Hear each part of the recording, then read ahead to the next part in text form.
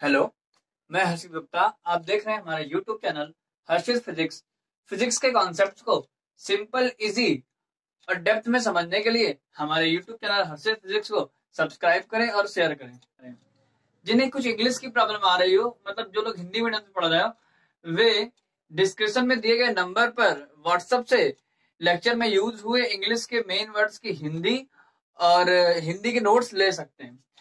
तो इलेक्ट्रोस्टैटिक्स की सीरीज में हमने कूलॉम्स लॉ की बात करी थी।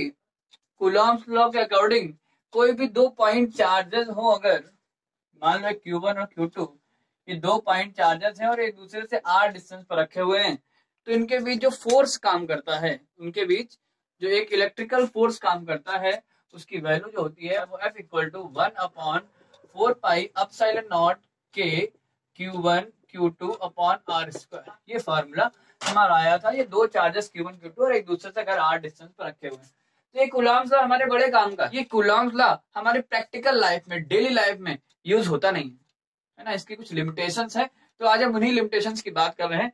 तो हमारा आज का टॉपिक है लिमिटेशंस ऑफ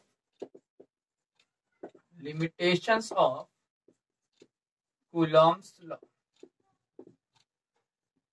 ठीक है, तो पहली बात ये कि कूलॉम्स लॉ जो है वो पॉइंट चार्जेस के लिए वैलिड है। पॉइंट चार्जेस के लिए वैलिड। अब हम पॉइंट चार्ज किसको कहें? पॉइंट तो हमारे लिए तो एक मॉलिक्यूल बहुत छोटा सा पॉइंट है, नहीं है? एक एटम तो और छोटा होता है, वो तो और छोटा, इलेक्ट्रॉन तो और ही छोटे होते, दिखते नहीं है। लेकिन अगर एक यूनिवर्स के लेवल पे देखें, पूरे यूनिवर्स के लेवल पे देखें, तो एक अर्थ भी तो एक पॉइंट हो गई। अर्थ एक छोटा सा पॉइंट है, तो हम पॉइंट किसको मानेंगे, है ना? तो पॉइंट का मतलब यहाँ पर ये है कि अगर ये दो चार्जेस हैं और उनके बीच की जो डिस्टेंस है, ये डिस्टेंस इतनी ज्यादा हो कि उस डिस्टेंस की कंपैरिजन में इन जो चार्जेस का जो साइज है उसको नेग्लेक्ट किया जा सके, है ना, तो हम बोलेंगे कि दोनों चार्जेस कैसे हैं? Point charges. ठीक है, मतलब हम ये बोल रहे हैं कि जो ये चार्जेस हैं, इनका जो साइज है वो इतना छोटा हो कि इन दोनों चार्जेस के बीच के डिस्टेंस की कंपैरिजन में इसके साइज को हम नेग्लेक्ट कर सके, तो हम बोलेंगे कि दोनों ये चार्जेस कैसे हैं? पॉइंट चार्जेस है। ठीक है, तो ये पॉइंट चार्जेस के लिए ही कूलॉम्स लॉ वैलिड होता है। पहली बात। एक बात और है, इस लॉ से हम दो छोटे अगर स्फीयर ले लें, मेटेलिक स्फीयर, और जो चार्ज है, इनमें कुछ चार्ज है, मान लेते हैं Q1 Q2, इनमें कुछ चार्ज है, इनके बीच अगर हमें फोर्स निकालना है कि कितना फोर्स लगेगा, तो ये फोर्स हम इस कूलॉम्स लॉ से निकाल लेते हैं। लेकिन हालांकि ये फोर्स बिल्कुल एग्जैक्ट तो नहीं निकलता, लेकिन फिर भी अगर ये स्फीयर बहुत बड़े ना हुए, बहुत छोटा हुआ इनका साइज, तो ये फोर्स में अप्रोक्सीमेट कोई चेंज नहीं आता, मतलब ये एरर बहुत कम आती है। ठीक है, तो इस फोर्स की अगर निकालें तो देखो कितना आएगा। अगर कूलॉम्स लॉ से निकालेंगे तो सीधे सीधे यही आ जाएगा कि दोनों के सेंटर के बीच जो डिस्टेंस है, अगर उस डिस्टेंस को हम r मान लें, तो और ये चार्जेस Q1 है Q2 है, तो कूलॉम्स लॉ से जो फोर्स निकलेगा वो F equal to 1/4 pi epsilon naught K Q1 Q2 upon R square आएगा। ठीक है, लेकिन ये फोर्स एक्चुअल फोर्स नहीं होगा। ठीक है, एक्चुअल फोर्स क्या होगा? एक्चुअल फोर्स कुछ चेंज हो जाएगा। क्यों चेंज हो जाएगा?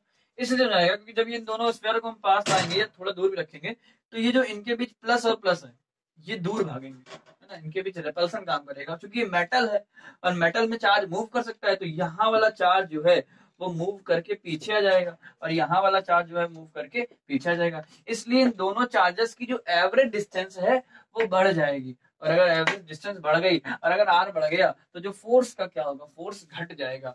मतलब इन दोनों स्फीयर्स के बीच काम करने वाला एक्चुअल में जो रियल फोर्स होगा, F रियल होगा, वो फोर्स इस F से कुछ कम आएगा, क्योंकि r बढ़ जाएगा ना। तो जो रियल फोर्स है ये F से कुछ कम आएगा। अगर दोनों चार्जेस सेम नेचर के हैं, या पॉजिटिव हैं या नेगेटिव है दोनों, तो उन स्फीयर्स के बीच काम करने वाला जो फोर्स होता है, वो अगर हम कूलॉम्स लॉ से निकालें, तो वो फोर्स उनके रियल फोर्स से कुछ क्या आता है? बड़ा आता है। कूलॉम्स लॉ वाला फोर्स बड़ा होता है और रियल फोर्स थोड़ा छोटा होता है। ठीक है, ऐसे ही अगर ये दोनों चार्जेस अपोजिट हो जाते, मतलब दोनों स्फीयर अपोजिट हो जाते, मान लेते हैं कि ऐसा कुछ हो जाता कि एक स्फीयर जो है, ये स्फीयर है दूसरा, इस पे अगर पॉजिटिव होता, मान लो, और इस पे अगर नेगेटिव होता तो क्या होता? जब इन दोनों को हम इनके बीच की डिस्टेंस r है, और अगर हम यहाँ से फोर्स निकालते तो ये कूलम्ब प्लस ये फोर्स निकलता, ठीक है। लेकिन जो रियल फोर्स आता वो थोड़ा चेंज हो जाता। कैसे चेंज होता? जब इस तरह से रखा जाता तो ये प्लस वाला नेगेटिव को अट्रैक्ट करता, तो ये नेगेटिव जो है वो थोड़ा इधर ज्यादा कलेक्ट हो जाता है। ऐसे ही इसका पॉजिटिव इस नेगेटिव का अट्रैक्ट इधर कलेक्ट हो जाता। तो इन दोनों चार्जेस के बीच की जो एवरेज डिस्टेंस है वो कुछ घट जाती, और अगर आर घट जाता तो फोर्स बढ़ जाता। इसका मतलब यहाँ जो रियल फोर्स निकलता ये कुछ बड़ा आता। किससे? जो कूलम्ब लॉ से फोर्स निकालते, ठीक है। तो अगर दोनों स्फीयर में अपोजिट चार्ज है और हम उसमें अगर कूलम्ब लॉ से फोर्स निकालें तो वो फोर्स एक्चुअल में रियल फोर्स से छोटा आता है, ठीक है। तो ये बात है। तो खैर ये बात इतनी सी है कि कूलम्ब लॉ पॉइंट चार्जेस के लिए बिल्कुल स्ट्रिक्टली वैलिड होता है, लेकिन अगर स्फीयर हैं, दो स्फीयर और कोई शेप नहीं होना चाहिए, स्फीयर ही के लिए वैलिड है। अगर स्फीयर हैं वो भी बहुत बड़े नहीं, बहुत स्मॉल स्फीयर, छोटे स्फीयर है, मेटल के स्फीयर है, तो उनके बीच अगर हमें फोर्स निकालना है तो वो फोर्स भी हम कूलम्ब लॉ से निकाल लेते हैं। ये बात है कि उसमें वो जो चेंज आता है इसके आंसर में वो इतना नहीं होता है, मतलब उसमें जो एरर आती है इस लॉ से निकालने में फोर्स ये वाला, उसमें एरर बहुत कम आती है, ठीक है। दूसरी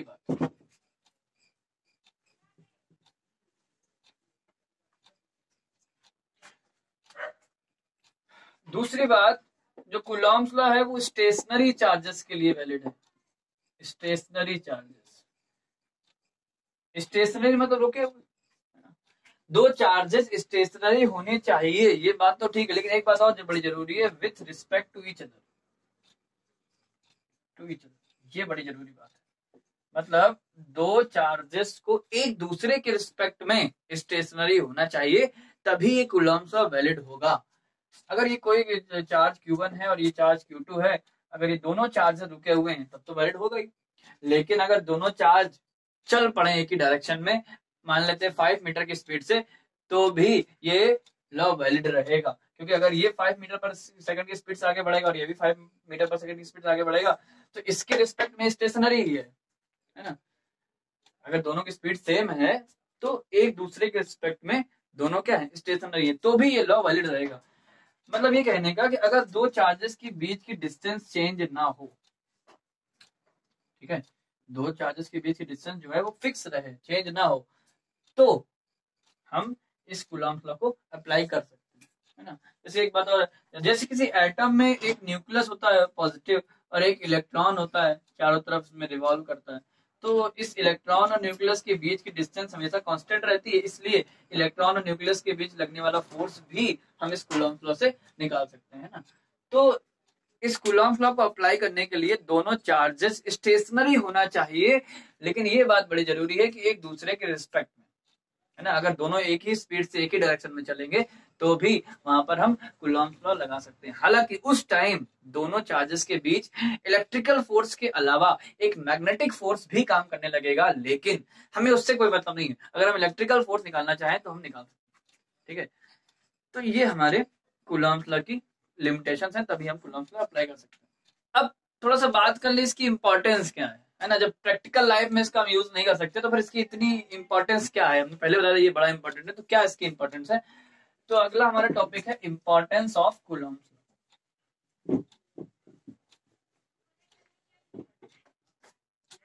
इंपॉर्टेंस ऑफ कूलम्ब। पहली बात ये है कि कूलम्ब लॉ बहुत एटॉमिक लेवल, छोटे लेवल तक के लिए वैलिड है। एटॉमिक लेवल पर भी कूलम्ब लॉ वैलिड है।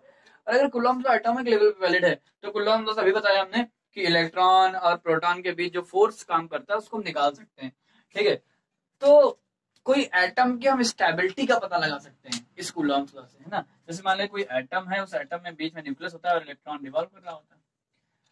अब ये इलेक्ट्रॉन अगर इजिली बाहर निकल जाएगा तो इसका मतलब ये एटम इजिली टूट जाएगा, इसका मतलब ये एटम कम स्टेबल होगा। अगर इलेक्ट्रॉन इजिली नहीं निकलेगा इसका मतलब एटम ज्यादा स्टेबल होगा।